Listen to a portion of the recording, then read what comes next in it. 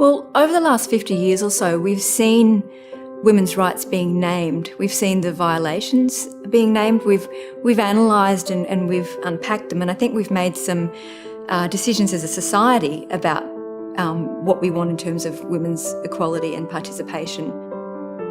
50 years ago, that was a time when women, when they married, often would lose their job. Women would not have the same pay as men did for doing the same work. If they fell pregnant, they could be dismissed. Women couldn't even go to the public bar of many local hotels and just order a drink. People probably remember Sigrid Thornton's mum, Merle Thornton, going to the Regatta Hotel and chaining herself with her friend to the bar in order to protest about their right to go to the public bar and have a drink.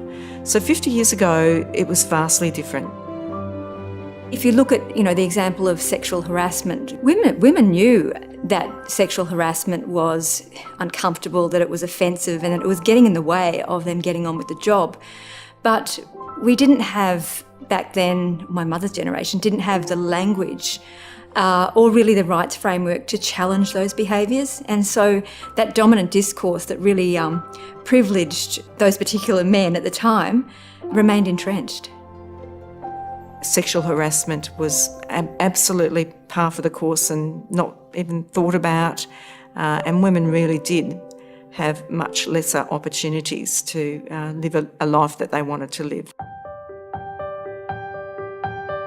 In the last 25 years, particularly in respect of the introduction of the anti-discrimination legislation, I think we saw valuable avenues of redress being introduced that didn't necessarily involve women taking their matters to the courtroom.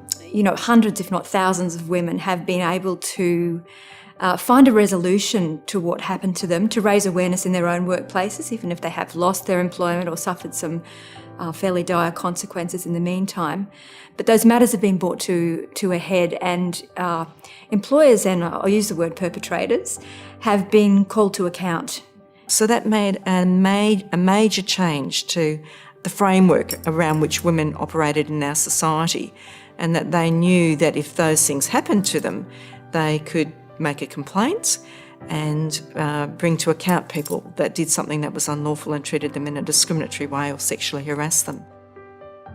I think things have changed a lot since that time, and a lot of people wouldn't know how different society was then to what it is now.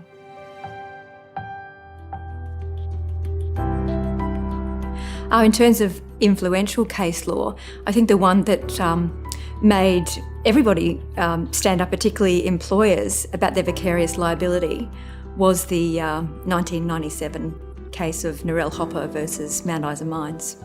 She was very badly sexually harassed by some of her fellow male apprentices in ways that were very humiliating to her. She was expected to use a toilet in the mine that didn't have a door on it.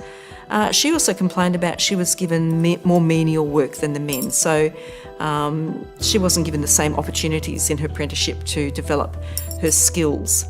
The tribunal upheld on appeal that the employer was vicariously liable because even though they had policies and procedures in place, that they hadn't ensured that that information had reached the relevant staff. And they also called them to account for not examining the evidence of the very high turnover of female apprentices that they'd had, or perhaps what might be the reasons for female apprentices not staying at the mine. The challenge for women in Queensland, I think, really remains moving into a place where we actually have achieved equality. We can't rest on our laurels, and complacency, I think, is one of the biggest challenges that we face. We haven't got equal pay yet, equal remuneration. Women over their lifetime, when they go to retire, will end up with much less retirement savings than men. And the reasons for this are often they're in lower paid work to start off with, and the other reasons are that they take more time off work to do things like caring for children or caring for their parents as they age or for sick family members. We have, perhaps for the first time, the real realisation that we can have a workplace where we can both work and care, but also where men can both work and care. The power to change still is largely in the hands of the men who have, their hands on the steering wheels. And that is calling out in naming acts of inequality, acts of abuse, acts of violence, acts of harassment, and setting the standards for other men. And I felt a little bit resistant to moving away from seeing this as just a women's issue, but it's absolutely a social issue. We'd like to see more women in leadership position. We'd like to see more men in professions where they're underrepresented. So teaching now is an area that's mainly dominated by women. Childcare. There's a lot of areas that needs to be evened out where people can have the same opportunities, whatever is going on. Women's rights and human rights should be a birthright, but they have been hard won. And if we don't all recognise the positions of privilege and our roles in fostering access for those who are less privileged, then I think that we don't have a society that can say that it's equal.